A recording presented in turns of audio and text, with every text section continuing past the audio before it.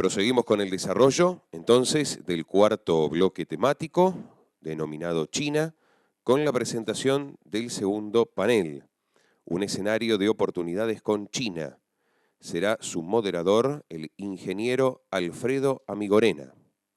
Integrarán dicho panel el señor embajador de la República Argentina ante la República Popular de China, el doctor Diego Guelar, a través de una conferencia virtual, una videoconferencia. El señor embajador extraordinario y plenipotenciario, doctor Miguel Belloso, y el doctor Jorge Castro. Estos son entonces los integrantes de este siguiente panel. Adelante, por favor. Vamos a hacer una pequeña introducción. Bueno, el doctor Veloso, el embajador Veloso es abogado, asesor presidencial, miembro consultor del CARI en China, miembro del CONAPAC, investigador asociado del Centro de Estudios Latinoamericanos. Ocupó cargos diplomáticos también en otros países como Túnez, como Bolivia, Yugoslavia, cónsul general y director del Centro de Promoción Comercial Argentino en Shanghái y profesor de la Universidad de El Salvador y la Fundación ICBC. El doctor Castro, ustedes lo conocen por los medios, es columnista de Clarín, ex secretario de Planeamiento de la Nación, profesor de Política Internacional en universidades nacionales y extranjeras como Salvador, Buenos Aires, Facultad Latinoamericana de Ciencias Sociales, Instituto de Servicio Exterior de la Nación y Escuela Superior de Guerra. Bueno, un panel de lujo. Vamos a comenzar con Guelar. ¿Lo podemos poner?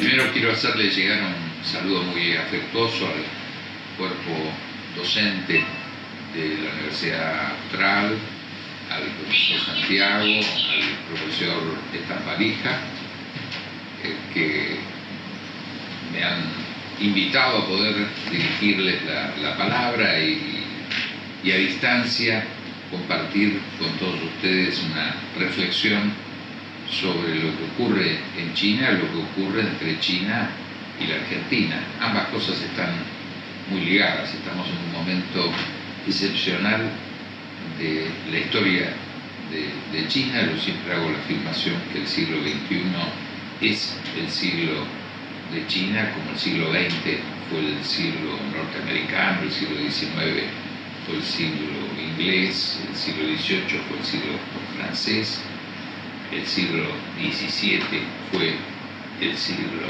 holandés y el siglo XVI fue el siglo español.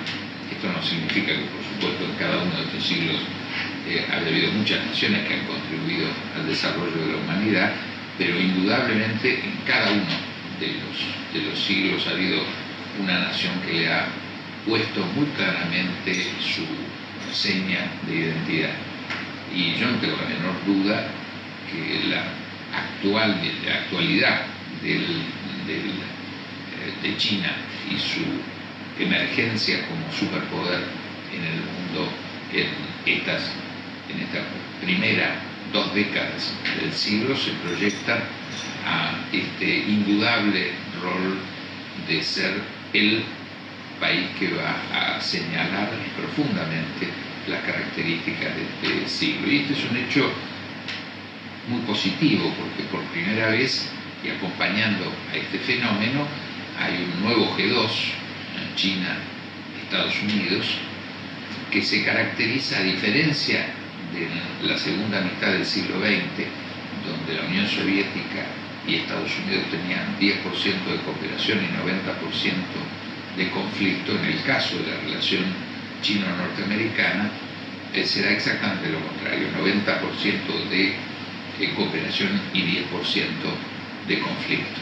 Esto es un hecho extraordinario porque nos permite vislumbrar para las generaciones venideras del curso de este siglo un siglo de paz.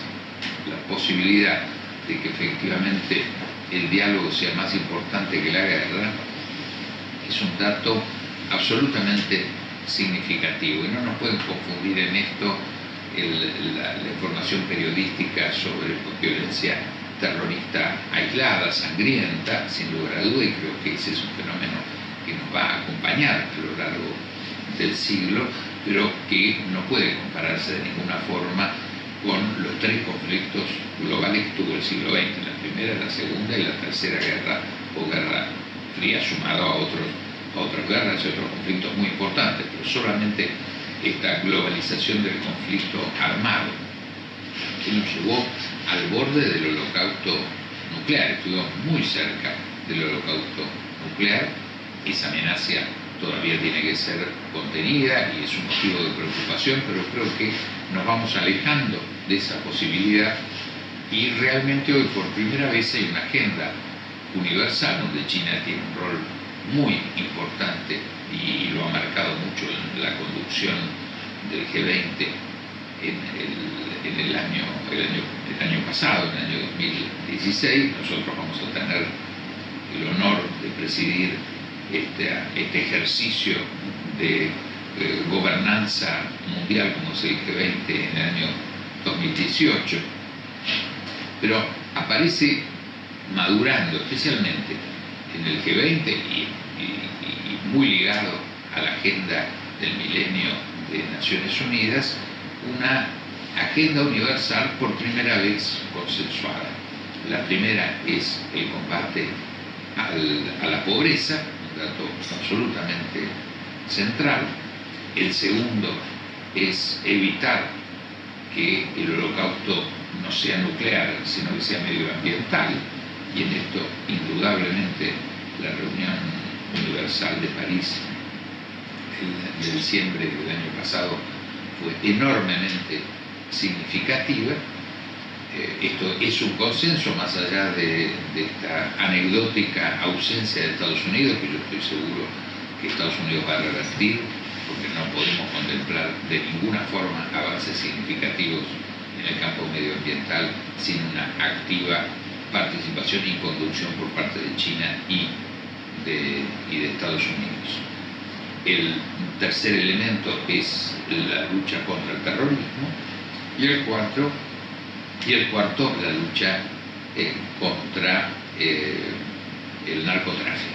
O sea, creo que estos cuatro elementos tienen un consenso extraordinario en términos planetarios. Ahí el rol de China siendo soporte de estos cuatro temas en forma central se nos transforma en un interlocutor global muy importante. En relación a nuestra región, en particular, se da un caso extraordinario. Especialmente un grupo de países, y esos somos Brasil, Argentina, Chile, Paraguay y Uruguay, somos, aunque muchas veces nos olvidamos que lo somos, los primeros productores del mundo de alimentos. Pero además somos los mayores proveedores de alimentos externos de China, a un nivel ya muy importante que va entre el 23 y el 25% de la totalidad de las compras de alimentos externos. Para darle una dimensión a este número, el segundo proveedor es Estados Unidos con el 20%. Esto marca un dato de complementariedad extraordinaria que nunca hay que pensarla en términos del intercambio de bienes industriales contra bienes primarios. Esto desgraciadamente es la etapa que la Argentina tiene que superar, pero hay una avidez extraordinaria de aprovisionamiento de productos elaborados agroindustriales por parte de China. China, simplificándola, son dos Chinas. Una China de 1.100 millones de habitantes que habla en chino, piensa en chino y mira hacia adentro. Y otra de 300 millones que ya se ha transformado en una China cosmopolita, integrada al mundo, con altísimos niveles de consumo y con una gran preferencia por los productos importados. Es un mercado muy exigente, es el mercado hoy más dinámico, porque además lo que hoy llamamos 300, en el curso de los próximos 5 años tenemos que pensar en 500. Esto es una locomotora central para el mundo, y en relación a nuestra región y a nuestro país, el dato agroindustrial, esta complementariedad agroindustrial se nos transforma en un hecho absolutamente central. A eso hay que sumarle el dato minero, así como le falta alimento a China, le faltan minerales.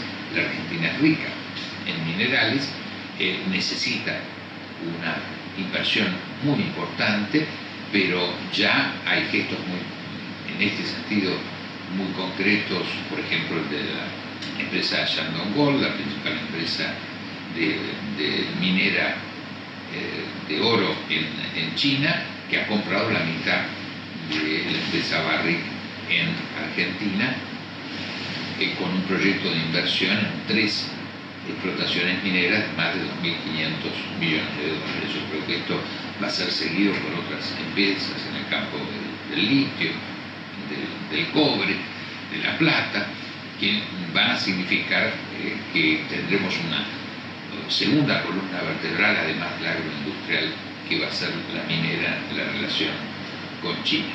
Tenemos una tercera muy presente, muy activa, que es un programa parte ya en ejecución y parte aprobado para ser ejecutado en el curso de los próximos 5 años, de más de 30.000 millones de dólares de obras de infraestructura, centralmente de transporte y energéticas. Esto es un eje muy importante. ¿Por qué? Porque nosotros necesitamos esa infraestructura. China tiene empresas dispuestas a asociarse con empresarios argentinos, dispuestos a transferir tecnología y producir parte de esa tecnología en la Argentina, y el apoyo crediticio, que es sin lugar a duda muy significativo.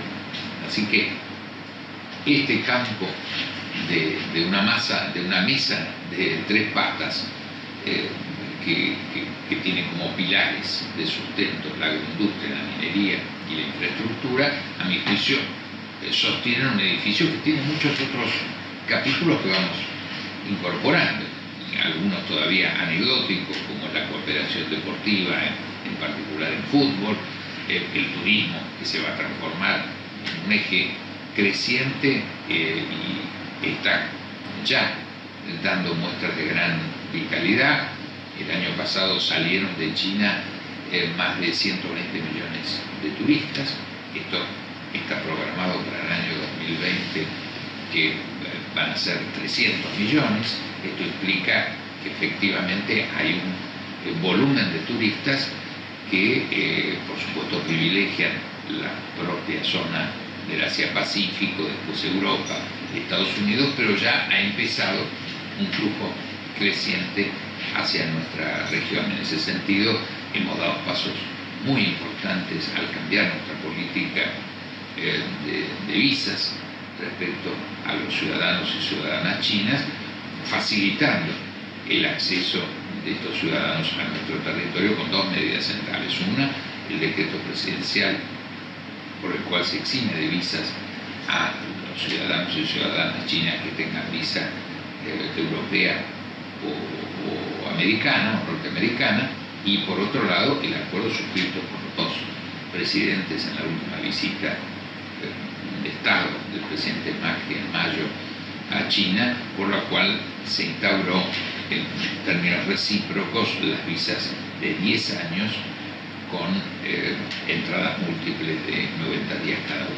Esto ha sido un cambio absoluto de una política de gran restricción del acceso del turismo chino a la Argentina, a estar, yo diría, en los países que estamos a la cabeza en términos de avance en la apertura y además la capacidad de diálogo y de cooperación en temas muy ligados a los movimientos migratorios o turísticos que tienen que ver con la cooperación en el campo de la seguridad. Hay una intensa comunicación entre las fuerzas de seguridad chinas y argentinas. Ya ha habido colaboración gracias a la cual se ha prácticamente desmantelado lo que pareció que iba a ser en algún momento el crecimiento de lo que en prensa se llamó la mafia china, grupos que tenían ese origen y que afectaban centralmente a la propia comunidad chino-argentina en la Argentina. Bueno, esto pudo desmontarse gracias en buena medida a esta cooperación entre las fuerzas de seguridad chinas y las fuerzas de seguridad argentinas. Yo creo que esto marca la vitalidad en todos los campos de la relación que estamos teniendo y de esta aproximación hacia un fenómeno central en este mundo del siglo XXI, que es la presencia de China, pero donde Argentina va a tener la oportunidad también de palanquearnos en esta asociación estratégica integral que estamos teniendo y llenando de contenidos con China, y que en alguna medida podamos plantearnos que el siglo XXI no sea solo el siglo de China, sino que pueda ser también el siglo de Argentina. Así que le agradezco la atención de estos minutos que he podido compartir con todos ustedes, y desde ya sepan que los esperamos en China y que cuentan con la cooperación de la Embajada y de nuestro consulado para todo lo que ustedes lo requieran. Muchísimas gracias.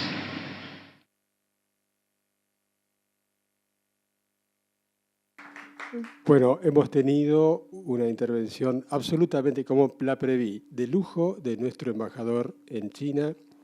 Nos ha ilustrado sobre aspectos que prácticamente eran desconocidos, desde la mafia china, pasando al siglo de China, que pensándolo así es maravilloso. Ahora le damos la palabra al embajador Veloso. Muchísimas gracias. Me voy para allá y tengo... Pero perfecto.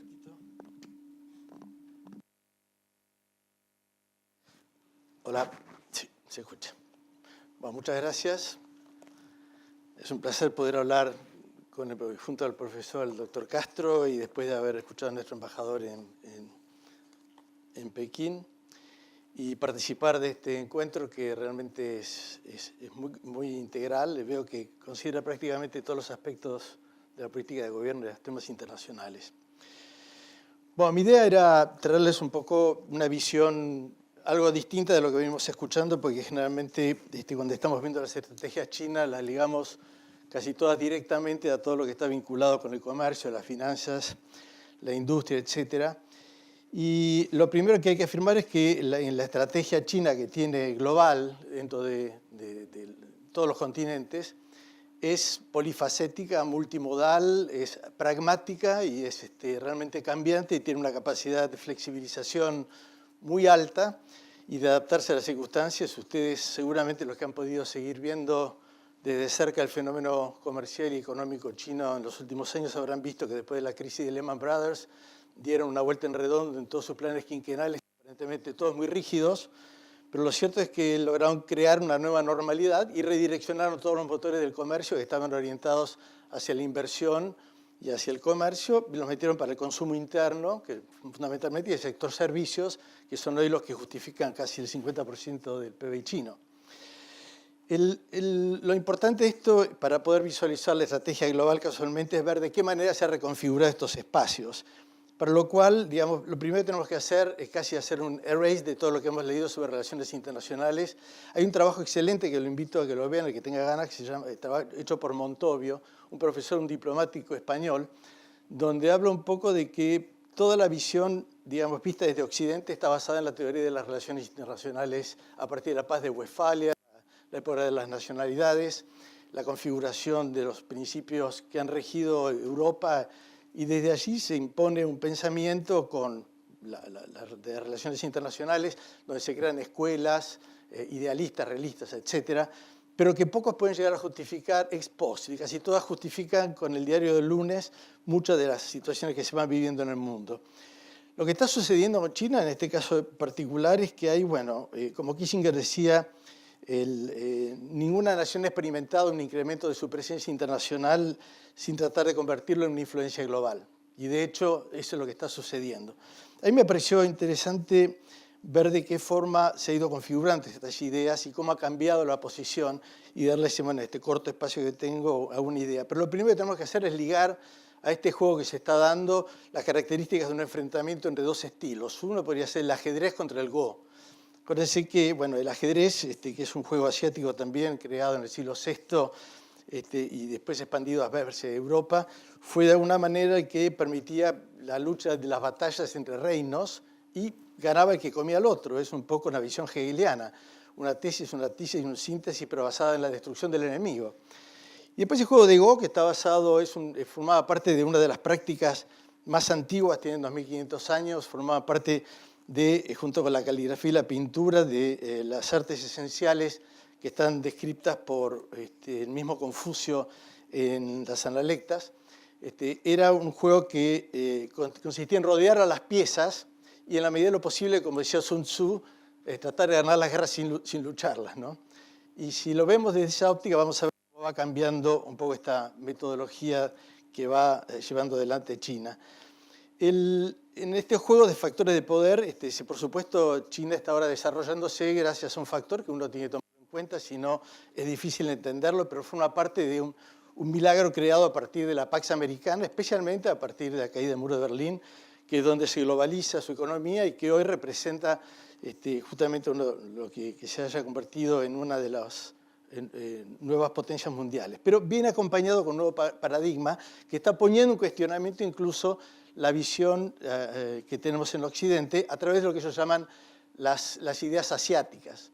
Yo creo que hay que seguir de cerca lo que sería la escuela de Singapur, que es donde se empiezan a reivindicar como valores propios, los históricos, donde tienen fundamentalmente una base confuciana y fundamentalmente tienen el concepto de la prevalencia del bien general por encima del bien particular. Si uno se adentra un poco más en estos conceptos, se puede descubrir de repente de que hay dentro de estas ideas asiáticas está lo que se llama el sistema de Tianxia, que era un sistema armónico que hoy está siendo, digamos, utilizado como caballito de batalla por los intelectuales chinos que están tratando de generar una nueva teoría de las relaciones internacionales, donde se busca expandir el poder no ya a través de la sumisión de países, sino tratando de darles una participación holística, con principios y con un sistema mundial que esté aceptado universalmente y que no esté basado en la fuerza coercitiva, que es lo que ha denominado y que ellos dicen haber sufrido también durante los años vergonzosos de la ocupación que sufrieron. Esto es una tesis que está basado en una situación de hecho que hubo durante la dinastía Zhou en el siglo 1000 en el año 1000 antes de Cristo, entre 1046 y 256, y que dice que estaría justificado armar este tipo de esquema mundial en la medida en que garantiza el bienestar de toda la humanidad sin un concepto que esté ligado a la imposición. Entonces, lo primero que quería ver es esto, no sé si se va para este lado, ¡pac! Hay que apuntar allá. ¡Chac! ¿Ahí? ¿Se movió o no? ¡Tac! Ahí está. Bueno, rápidamente quería hacer una visión de lo que es la estrategia china, que se enmarca dentro de lo que es primero una estrategia global integral propia, que busca obviamente primero la seguridad interior, que se garantice, que es la condición para poder expandirse en el mundo. China, no se olviden de que es una nación que tiene, aparte de un quinto de la humanidad, básicamente son 56 etnias, de las cuales hay una dominante, que es la Han, y que tiene el dominio y está sentada fundamentalmente sobre todas las áreas más cercanas al mar de la China, y por lo tanto es ahí donde ejercen su zona de influencia. Pero también tiene otros sectores que son más cercanos a la Asia Central, que lo convierte, digamos, en un país que tiene cierto grado de estabilidad, por lo cual hay que ver también cómo ha encarado también su estrategia dentro de esa región en su seguridad interior.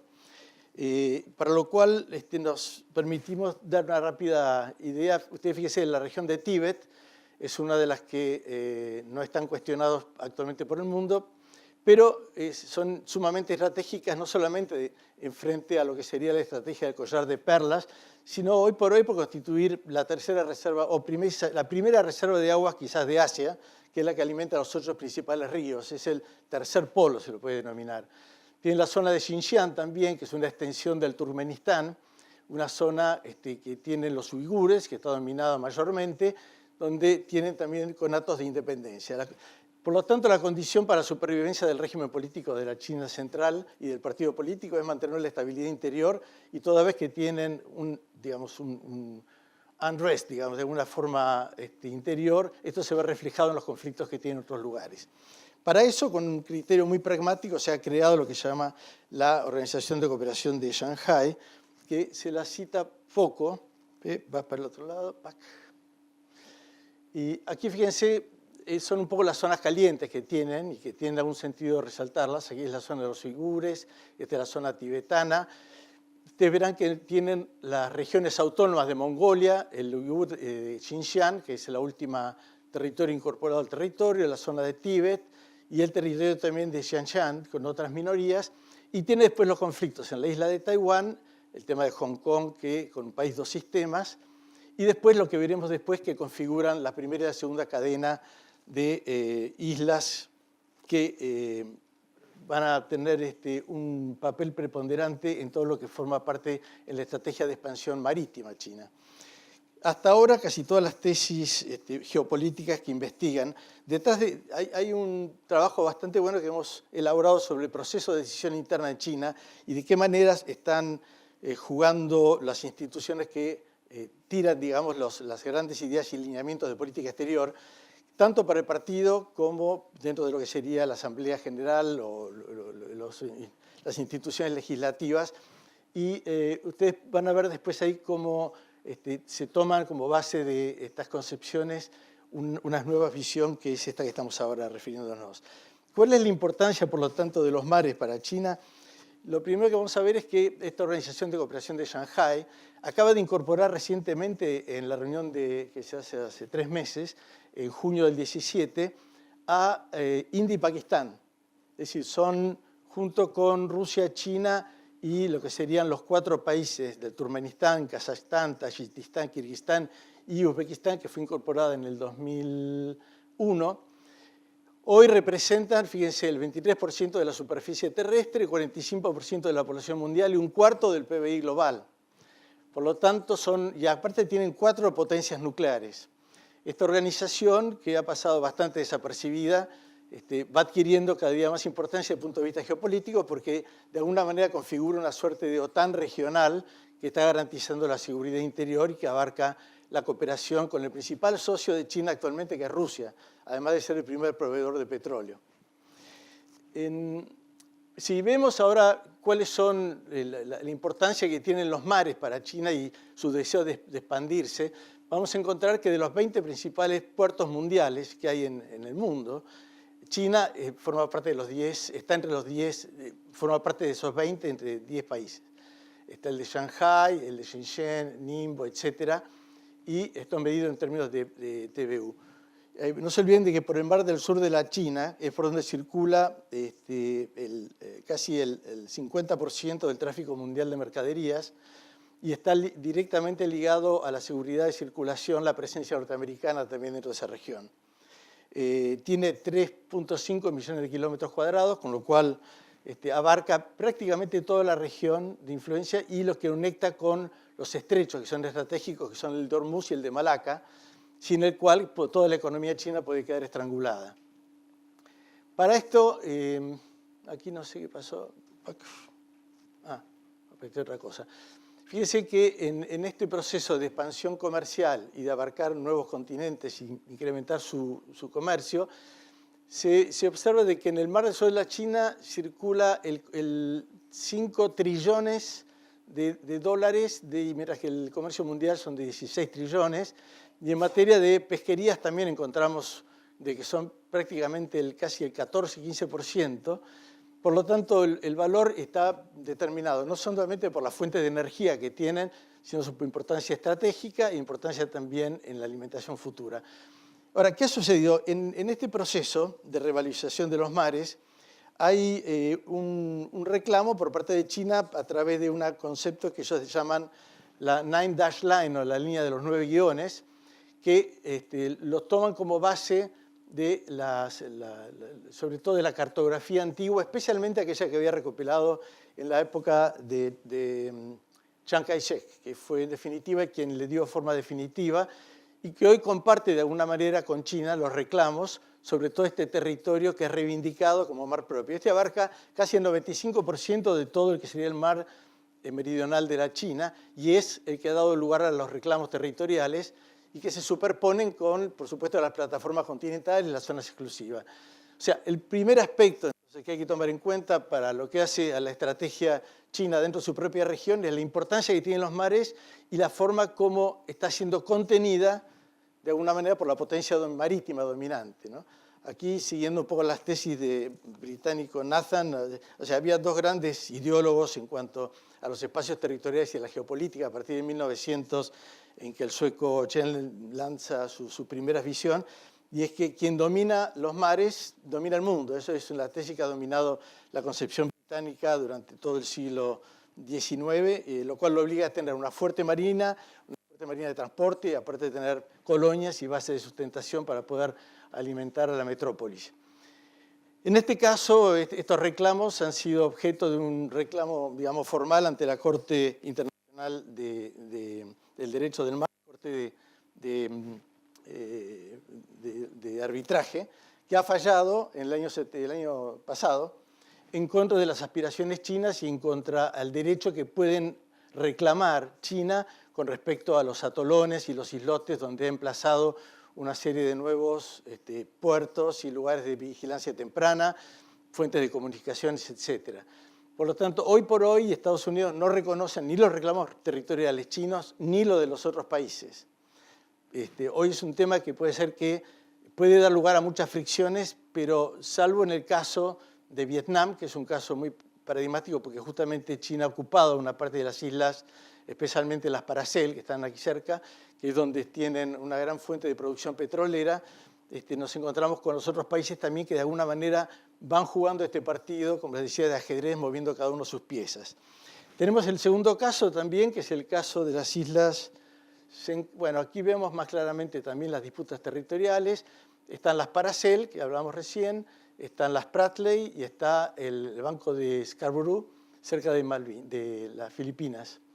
En este juego, que busca de alguna manera rodear a China y mantenerla aislada y sin el control sobre todos los pasos acuáticos, es donde se juega la gran disputa en este momento territorial, que algunos lo llaman el enigma de Tucídides, del advenimiento de una nueva potencia y que la inevitabilidad de la confrontación en este nuevo esquema. Lo cierto es que hay dos piezas centrales, uno es el caso de Taiwán, que vamos ahora a considerar brevemente también, y el segundo, bueno, aquí están los estrechos de Hormuz y la importancia que tiene, y el segundo es el caso de las islas Senkaku, o también llamados Dayabiatsu por parte de los chinos, que fue un islote que no tenía mayor trascendencia si no fuera porque encontraron en los 80 petróleo, y de ahí que era una propiedad particular de un japonés que se lo vendió y nacionalizó el gobierno japonés a partir del 2010 aproximadamente, y donde China decide por primera vez poner una zona de exclusión, cosa que convierte a toda esta región ya en una zona más de conflicto, más cercana. En la zona Air Defense Identification Zone, lo pone en noviembre de 2013, y de alguna manera hackea las zonas económicas que afectan tanto a Japón como a Taiwán, pero acá se ve bien delineado cómo van pasando lo que sería la línea de la primera cadena de islas, y acá se puede ver la segunda cadena de islas que hacen al equilibrio estratégico de la región.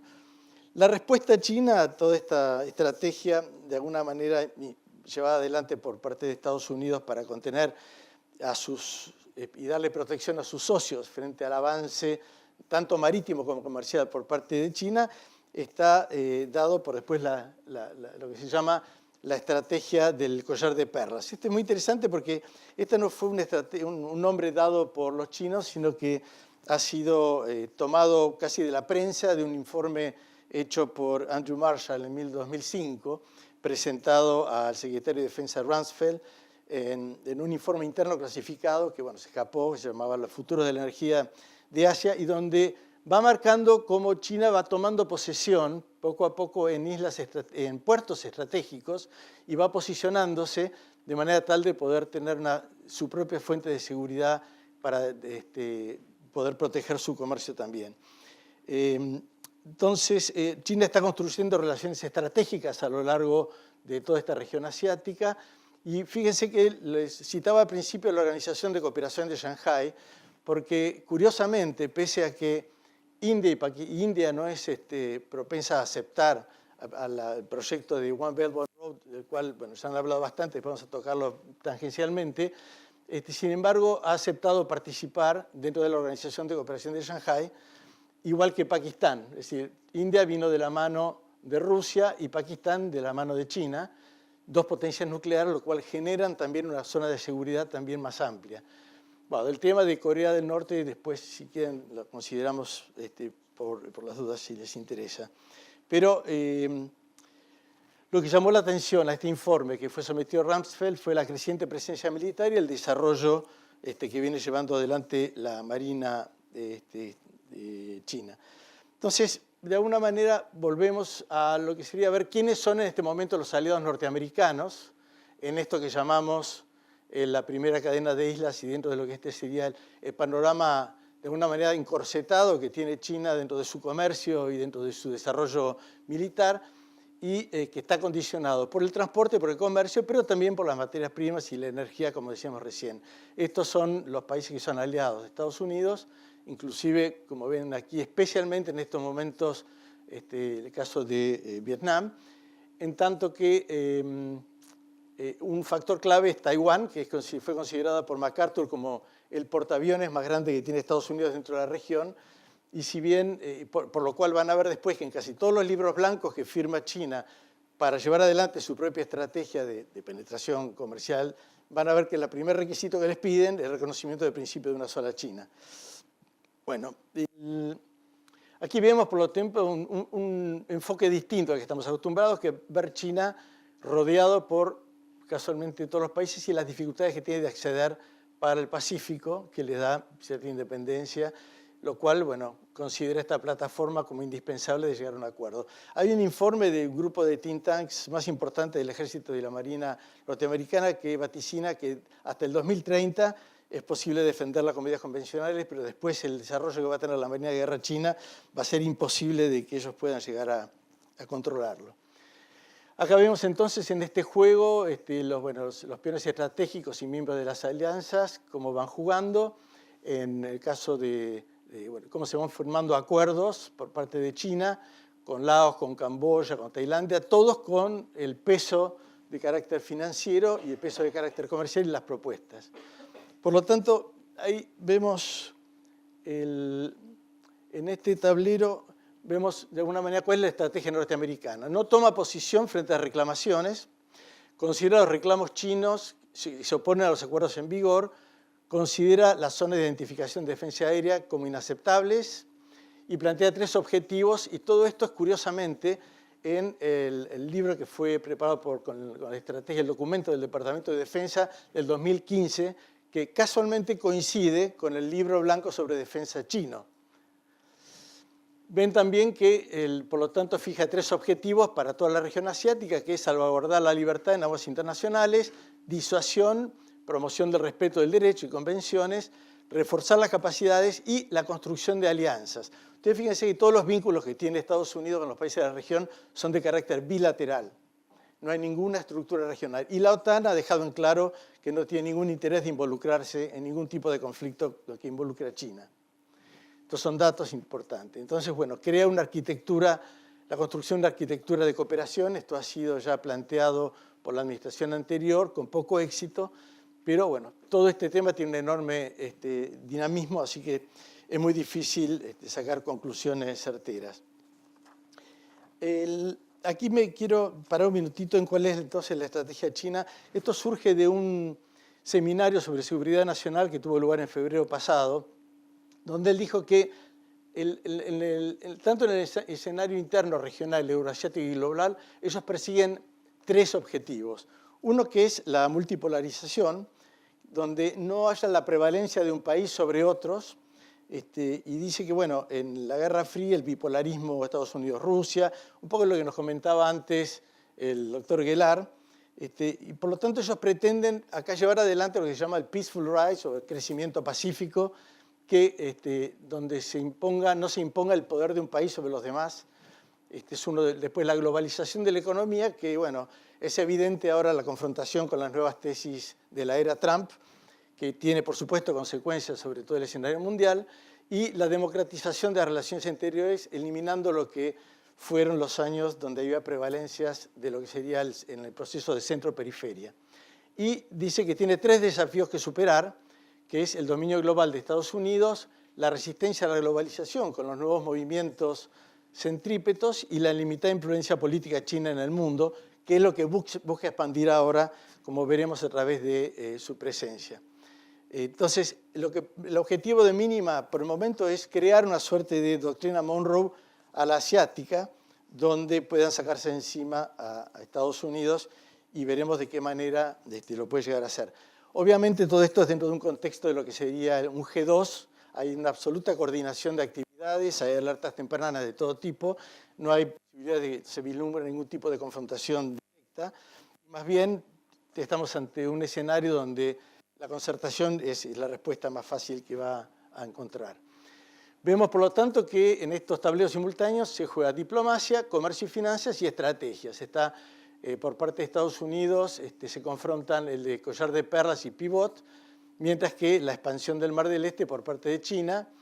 En comercio y finanzas, en el reequilibrio estratégico, el TPP, que ha sido abandonado recientemente por Estados Unidos y que no sé si va a haber un replanteo, pero que sigue activo de todas maneras, mientras que la expansión pacífica que lleva adelante China lo hace a través del Regional Comprehensive Economic Partnership de la ASEAN, el OBOR, que son las nuevas iniciativas, y el Banco Asiático de Inversión y de Infraestructura, y además las otras plataformas internacionales. Y en términos de alianzas bilaterales, Estados Unidos mantiene las bilaterales, tratando de limitar la expansión a la primera y segunda línea, y mientras que China expandir su influencia política regional.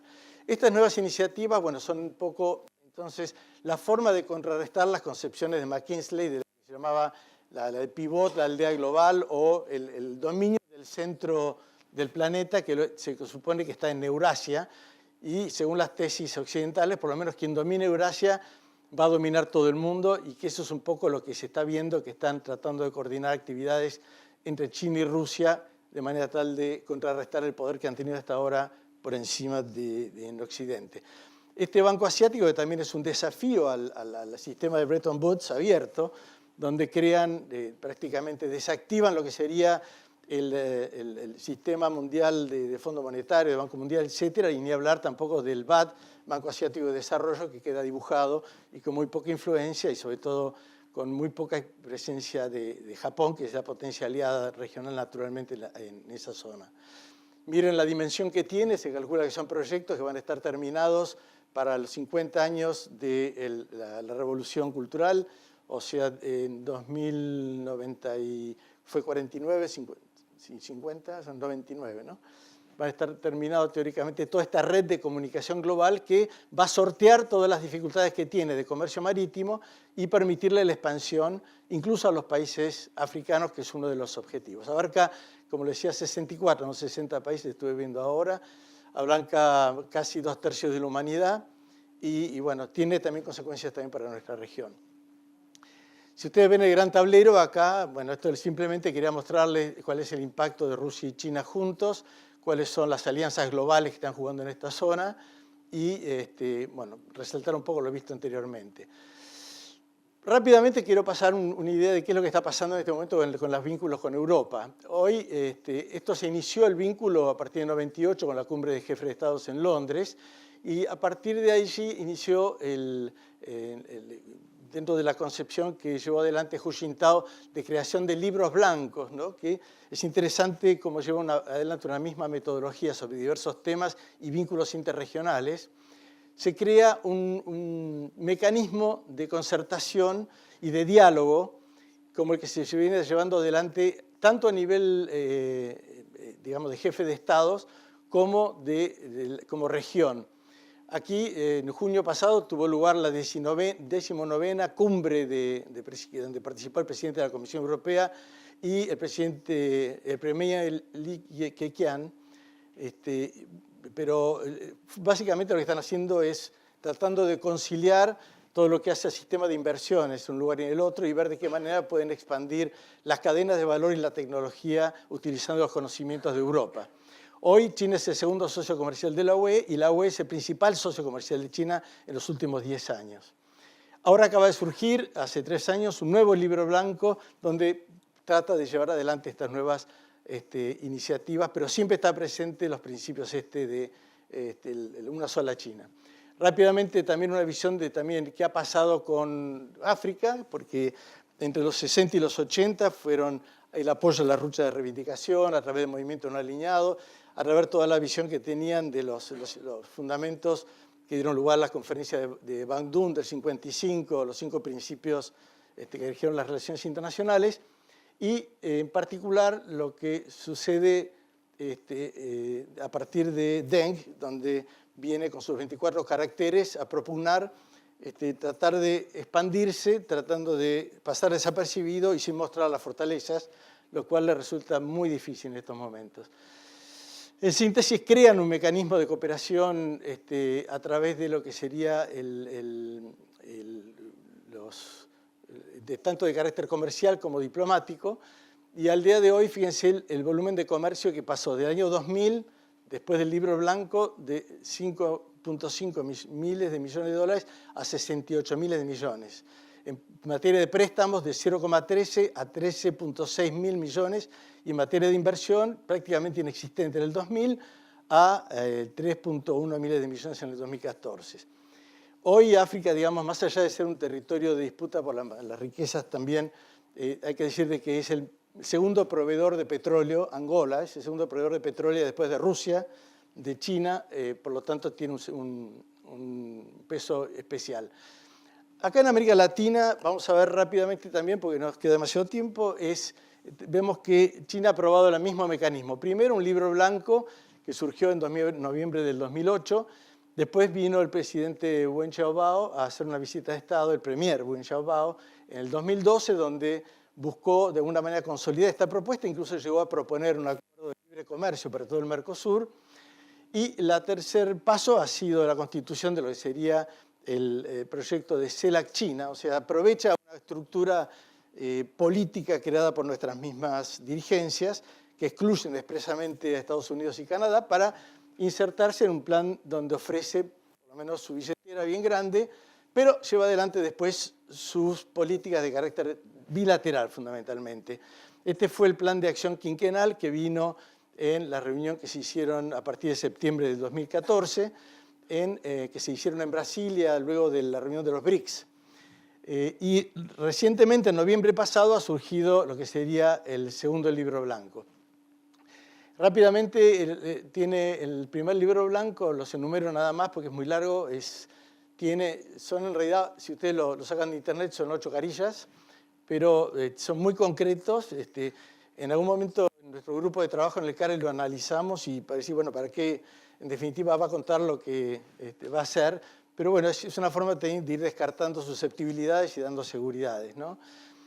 Pero en definitiva va marcando las zonas de interés, establece como principio genérico el concepto de una sola China. Acuérdense que si vemos el vínculo que tienen con Taiwán, acá América Latina creo que es el continente que tiene mayor cantidad de países, después junto con Oceanía, que reconocen a Taiwán. De los 20 países, nosotros tenemos América Central, Nicaragua, Honduras, Salvador, Guatemala y Belice, y después Haití, Dominicana, San Cristóbal, Neves, Santa Lucía, San Vicente y Granadinas, y en América del Sur a Paraguay, países que siguen reconociendo. En el caso de Europa solamente tenemos al Vaticano, y en el caso de África, como vimos recién, solamente Burkina Faso y Suazilandia. Esta es la estructura que nosotros intentamos hacer comparativa del Libro Blanco 1 y 2, y vemos que hay algunos capítulos que son nuevos, son para llamar la atención, y bueno, por supuesto, todo para debatir. La cooperación espacial, la oceanográfica, lo cual implica, también denuncia la posibilidad de que se estén extendiendo estos intereses hacia la zona antártica, y después nuevas áreas de cooperación, la colectiva y la tripartita, que invita a terceros países a llevar adelante estas propuestas. Esto lleva muchísimo tiempo analizarlo, así que los dejo como los enunciados y después, si quieren, los consideramos mejor. Pero veamos este punto de la 1+3+6, que es el plan que trajo Xi Jinping, que se trata de un plan de cooperación quinquenal. O sea, ya impone una metodología que está muy vinculada a la estructura de pensamiento económica china, que son los planes quinquenales. Acuérdense que China está por el 13º plan quinquenal iniciado este año. Por lo tanto, pega de alguna manera el desarrollo que lleva adelante su país con las necesidades que tiene, que puede traer de otros países. 3 motores: comercio, inversiones y finanzas, que son las 3 fuerzas que tiene. Es decir, prometiendo, por supuesto, llevar el comercio bilateral, que está en cerca de 280.000 millones de dólares, a 500, duplicar, triplicar lo que sería el stock de inversiones y elevar también las finanzas. Y en materia de las áreas son obvias: energía, recursos, infraestructura, agricultura. Ahora, el patrón en común que tiene este libro blanco con el africano, si uno lo ve, es que busca de alguna manera expandir sus empresas de infraestructura y tratar de conseguir lo que serían los recursos naturales. Crea fondos especiales, etc. Y crea también becas, etc. Invitan a partidos, programas Un Puente, etc. Pero acá creo que el punto más importante que quería destacar es este. En lo bilateral, digamos, fomentar las relaciones en lo bilateral es lo que expresa este proyecto que tienen, tratando de mantener siempre el dominio bilateral de todo lo que hace a las negociaciones comerciales y trayendo un proyecto genérico, que, por otro lado, viene con un cuadro, digamos, de amigos y enemigos. Esto fue lo que se llama las estrategias de relacionamiento que han tenido, donde han creado 11 subcategorías y dentro de las cuales nosotros estaríamos en lo que se llama Alianza Estratégica Integral. Y alianza quiere decir que no busca competir, sino que cooperar. Estratégica es que involucra a los sectores políticos y comerciales, e integral, que abarca los sectores de ciencia, tecnología, innovación y militar. Este ha sido, digamos, el avance más importante que se ha dado. Por lo tanto, espérate que se me escapó acá uno. Bueno, el plan de acción, como les cité recién, y acá quiero terminar diciéndole un par de respuestas posibles a la región. En ningún momento la región ha dado una respuesta ni individual ni colectiva. América Latina hoy está fragmentada internamente. Los países del norte de NAFTA, los de Alianza del Pacífico, de Mercosur, de Centroamérica, etc. Por lo tanto, estamos inmersos en una estrategia que ha sido diseñada por China y que lleva una planificación de objetivos definidos. Entonces, más allá de estas iniciativas para reinsertar al país en la comunidad internacional, hay que darle importancia a una nueva arquitectura regional frente a este desafío, buscando un consenso político que no tiene que empezar solamente en la región, sino en nuestra propia clase política. Creo que es fundamental. Por lo tanto, resulta aconsejable establecer una instancia negociadora común dentro del Mercosur. Esto por lo menos son las propuestas que nosotros hemos acercado a la Cancillería. Multilateralizar el bilateralismo chino y a nivel nacional compensar el poder financiero con una mayor integración a la comunidad económica internacional. Y otro punto que creo que es fundamental de cara al futuro es volver a consolidar la estructura de los organismos regionales especializados ya existentes. Hoy el BID, del cual China forma parte, está dibujado también. Más allá de que reemplazó Yugoslavia a partir de la crisis que tuvo ese país, ellos tienen todavía todo el manejo directo financiero discrecional en forma bilateral. Por lo tanto, creo que volver a las estructuras de los organismos regionales, consolidando la OEA, consolidando el BID, puede ser una iniciativa interesante. Y nacionalmente, nosotros hemos logrado, a partir de un trabajo de equipo dentro del CARI, la reactivación de lo que es la Comisión Nacional de Asia-Pacífico, la CONAPAC, que misteriosamente desapareció de su aplicación en el último gobierno, a pesar de que estaba vigente el decreto, y que es una instancia de diálogo y de negociación y de propuestas que preside el canciller y que está vigente desde noviembre pasado y que tiene como propuestas bajar a tierra iniciativas y políticas de Estado que puedan ser objeto de defensa del interés nacional. Bueno, muchísimas gracias por la atención y disculpen lo largo. Muchas gracias, señor embajador. Bueno, una clase magistral y ahora le toca el turno al doctor Castro. Excelente. Claro, no tomé agua. Esto que padre. ¿Cómo aprendí?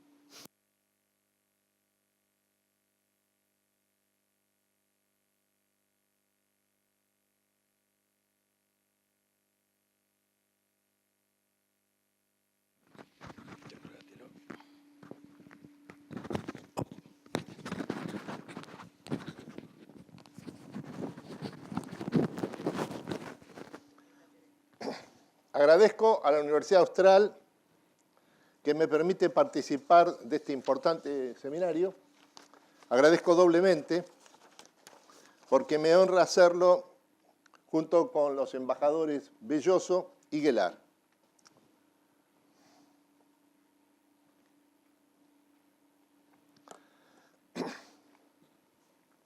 El consumo mundial de agroalimentos se duplica en los próximos 20 años y más de la mitad del aumento provendrá de China, el 66%, y de India, el 19%.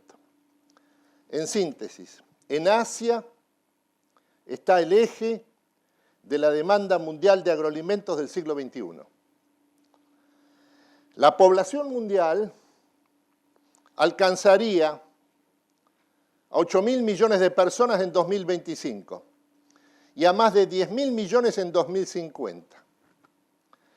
Y el dato no demográfico, sino de demanda solvente, que es el verdaderamente decisivo en términos de política internacional, es que la nueva clase media asiática alcanzaría a 2.500 millones de personas en 2020, 3 años, y a 4.500 millones en 2030.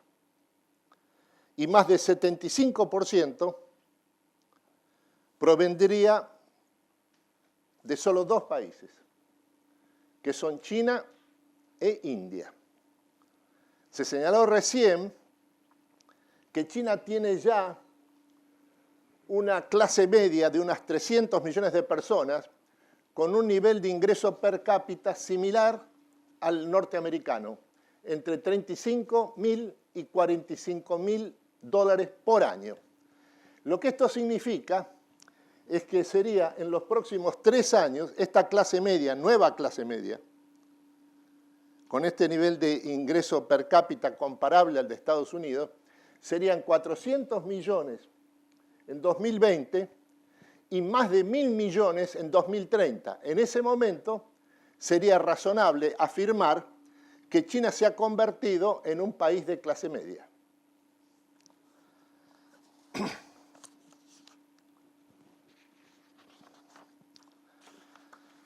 El actor clave del comercio agroalimentario global en esta etapa histórica es la República Popular, que ha modificado, este es el dato estratégico crucial de la relación entre la Argentina y China, que ha modificado su estrategia de seguridad alimentaria a partir del año 2007.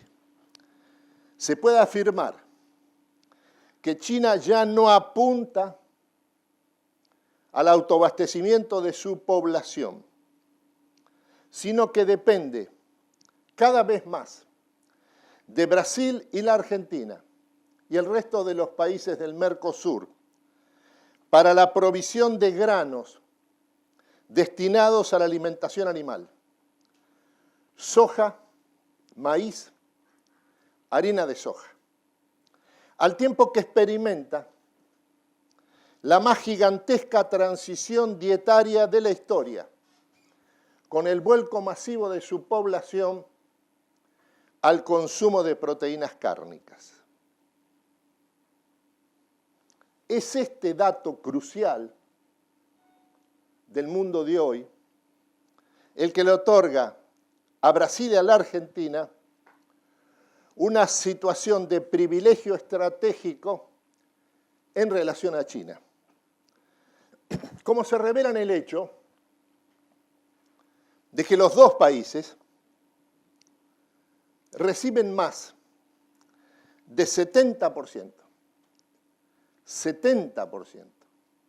del total de la inversión china directa que realiza en América Latina.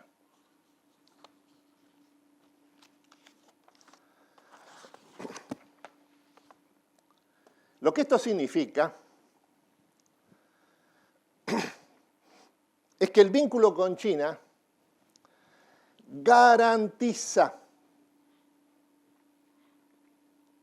las exportaciones agroalimentarias de la Argentina en los próximos 10, 20 años.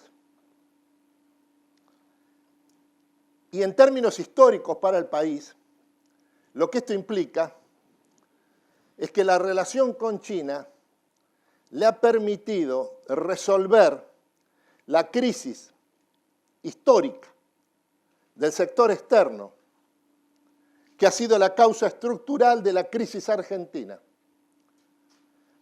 incluso política e institucional, desde 1950 en adelante. Esto fue lo que transformó a la Argentina en el país más ingobernable de América Latina. La falta de inserción internacional para su producción agroalimentaria. ¿Por qué esto ha ocurrido?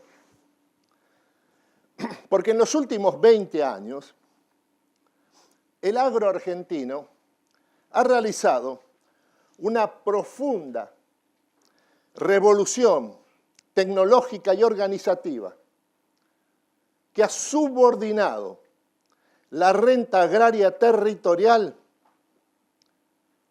a un sistema de múltiples, interactivos y complementarios centros de productividad. Un sistema que es esencialmente urbano, no rural, y de tipo industrial. El nuevo sistema agroalimentario que ha surgido es el sector más competitivo y profundamente capitalista de la economía argentina del siglo XXI.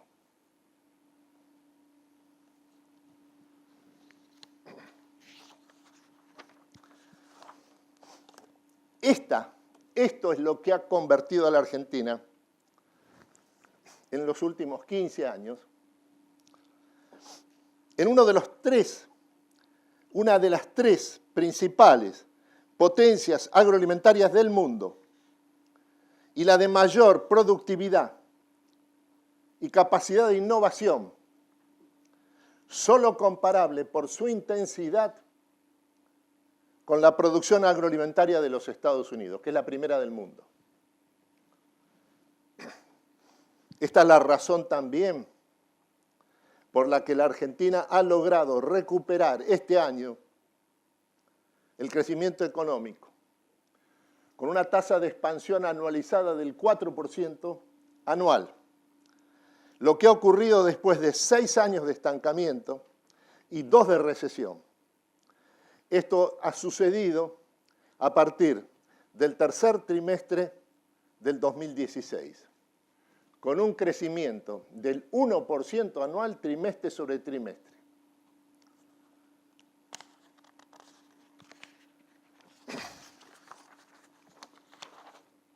Ahora lo que viene como motor de crecimiento de la economía argentina, además de la producción agroalimentaria,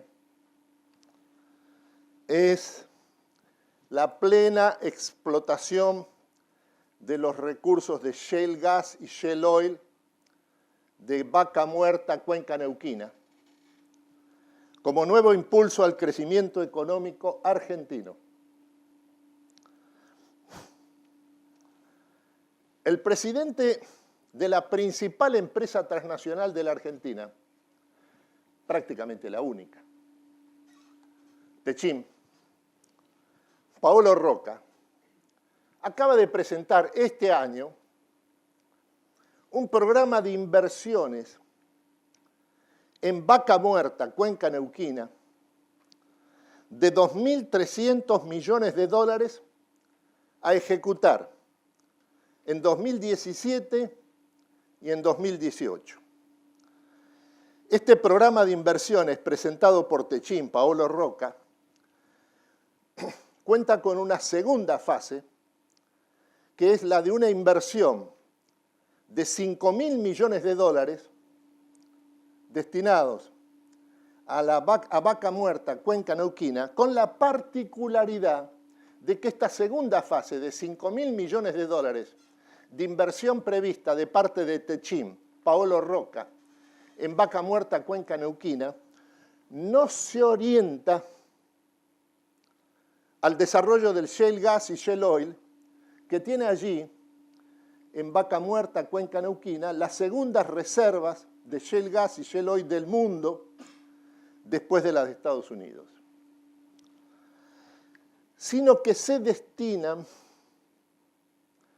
a la creación de un sistema de producción industrial manufacturera que utilice como insumos fundamentales de su producción la caída que se estima que va a ocurrir en el costo de la energía proveniente de la plena explotación de los recursos de Vaca Muerta, Cuenca Neuquina. La presunción en que se basa Paolo Roca es que la plena explotación de los yacimientos de shale gas, shale oil de Vaca Muerta, los segundos del mundo después de Estados Unidos, va a desatar un proceso de drástica disminución de los costos energéticos gasíferos de la Argentina, destinados a alcanzar en un plazo no mayor de 4 años los menores costos internacionales, que son precisamente los costos de extracción del shale gas y shale oil en Estados Unidos, al que ahora hay que agregarle, como integrante de esa plataforma energética del shale gas y shale oil en Estados Unidos, el petróleo mexicano, que es la consecuencia de la desregulación petrolera que ha tomado como decisión estratégica fundamental el gobierno de Peña Nieto en el año 2015.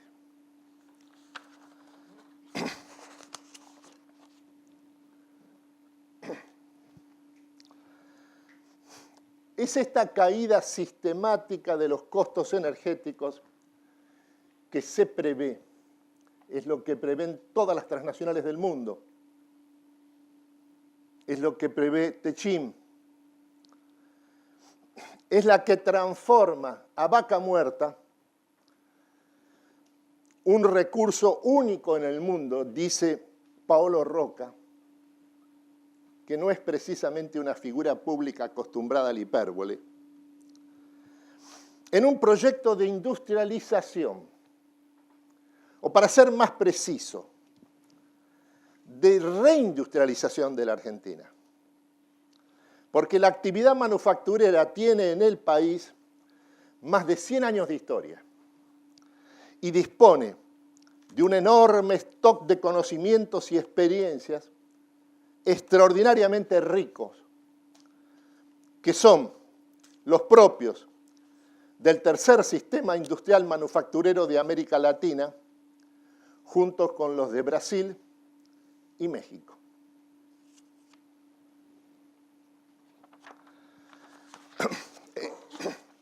Este año 2017, en los primeros 6 meses del año, la economía mundial ha vuelto a crecer después de 6 años de estancamiento. Crece en estos primeros 6 meses del año en forma coordinada, sin que falte ninguna región del mundo, a una tasa anualizada de más del 4% anual. En los 6 años previos, el estancamiento se mostró de la economía mundial porque la tasa de crecimiento nunca aumentó del 3% por año. Esta recuperación del crecimiento de la economía mundial es obra fundamentalmente de la demanda china. En estos primeros 6 meses del año, más del 40% del crecimiento de la economía mundial proviene de la demanda de la República Popular. 19% de India. Estados Unidos, el aporte de Estados Unidos al crecimiento de la economía mundial en estos primeros 6 meses del año, en los que ha recuperado el crecimiento del conjunto, representa solo el 15% del total. 40%, 19%, 15%. Es en este contexto que este año ha tenido lugar lo que sin duda es el principal acontecimiento geopolítico de esta parte de la historia del mundo, que es el acuerdo completo al que han llegado los presidentes Donald Trump de Estados Unidos y el presidente Xi Jinping de China en Palm Beach, Florida, el 6 y 7 de abril de este año en materia de comercio e inversiones. Se trata, Estados Unidos y China, de las dos superpotencias de la época, con un PBI de 18 billones de dólares, los trillones estadounidenses de Estados Unidos, y de 11.4 billones de dólares en dólares constantes, no en capacidad de compra doméstica, de la República Popular. Entre los dos países tienen un Producto Bruto Combinado de más de 30 billones de dólares, lo que es aproximadamente la mitad del PBI del sistema mundial, que asciende este año a 67 billones de dólares.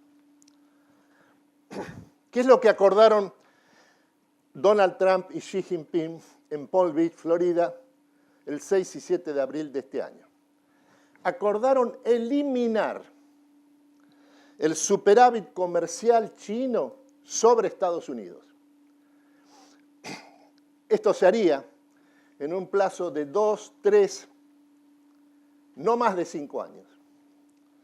El superávit comercial chino sobre Estados Unidos alcanzó el año pasado a 340.000 millones de dólares, el mayor del mundo. El mayor superávit comercial de un país sobre otro, el mayor intercambio bilateral de cualquier otro país del mundo, que es el que tiene China y Estados Unidos. El superávit comercial chino de 340.000 millones de dólares representó más de 2/3 del intercambio bilateral que el año pasado ascendió a 560.000 millones de dólares. De lejos, el primero del sistema mundial. La forma de eliminar el superávit comercial chino que acordaron Trump y Xi Jinping consiste en multiplicar el comercio bilateral entre los dos países. Exactamente lo contrario del encierro en una política proteccionista. El acuerdo está centrado en el aumento inmediato de las exportaciones estadounidenses al mercado chino, acompañado por una multiplicación de las inversiones de las empresas transnacionales estadounidenses en sectores hasta ahora vedados de la República Popular: telecomunicaciones, mercados bursátiles, que son los mayores del mundo, solo que fuera del sistema mundial, los de China, transporte, energía, finanzas. También este mismo año crecerían de manera inmediata las importaciones chinas de productos de Estados Unidos, ante todo carnes, y también gas líquido. China responde por más de 40% de las compras en el mundo de gas líquido. Lo que va a hacer ahora es orientar esas compras hacia el nuevo exportador mundial que es de gas en el mundo, que son los Estados Unidos a partir de este año.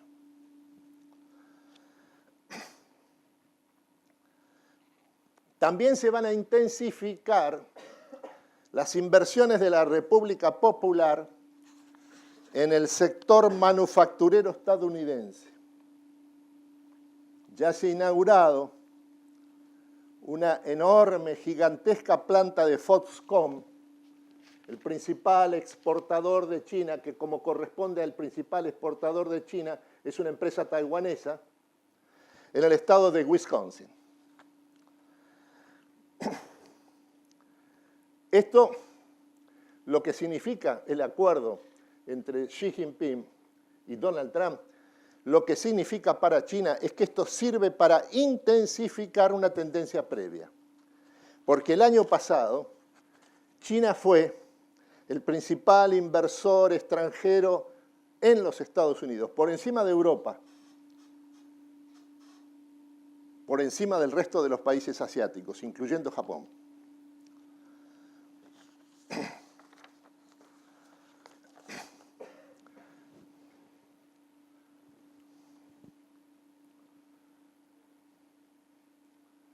China se propone también participar del plan de infraestructura norteamericano que va a anunciar el presidente Donald Trump inmediatamente después de que logre la aprobación por el Congreso norteamericano del plan de recorte de impuestos que ya ha puesto en marcha.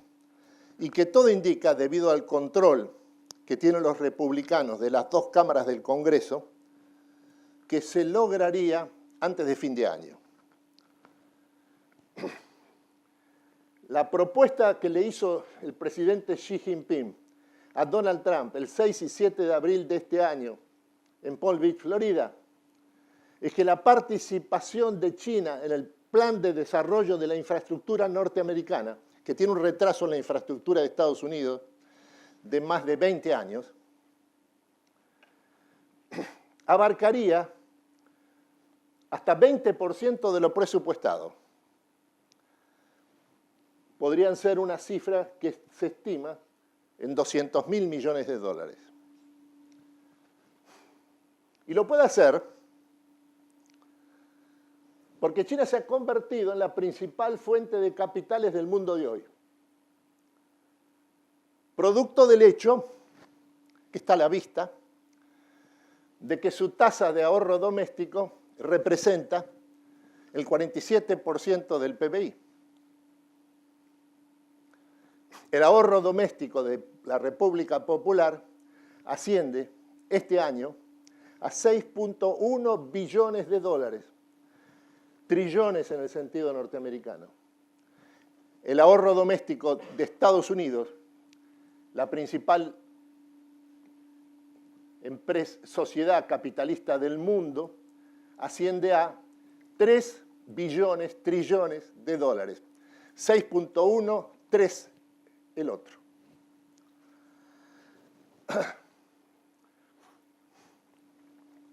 En conclusión, este acuerdo, que es un acuerdo de carácter estratégico, por lo tanto básicamente político,